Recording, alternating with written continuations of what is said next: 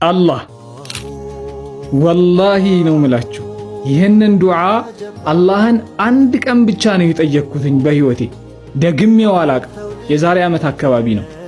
ነገር ግን አላህ እስካሁን ድረስ በእያንዳንዱ ቀኖች ውስጥ የዱዓውን ውጤት ያሳየኛል።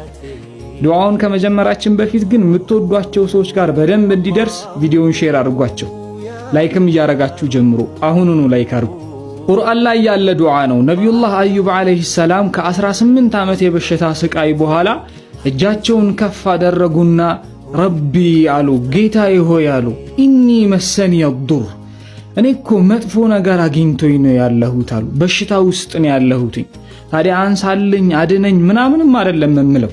ወአንተ አርሐሙ ራሒሚን አሉ። የአዛኞች ሁሉ አዛኝ የመሐሪዎች ሁሉ መሐሪ አንተ ነህ አሉ።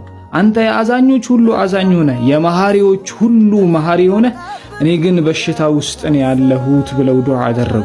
አላህም ምን አለ? ፈስተጀብና አለ፣ ዱዓውን ተቀበልነው አለ አላህ። ለሱ ብቻ አይደለም ለቤተሰቦቹ ብቻማ አይደለም፣ ከሱ በኋላ ለሚመጡት ሰዎች እሱን መሰል ለሆኑ ሰዎች በዚህ ዱዓ ጭንቀታቸውን እናነሳላቸዋለን አለ አላህ ሱብሓነሁ ወተዓላ። ወላሂ ነው ምላችሁ ይህንን ዱዓ አንድ ቀን ብቻ ከልባችሁ አላህን ጠይቁት። ለእስቲጃባው እኔ ምስክር ነኝ።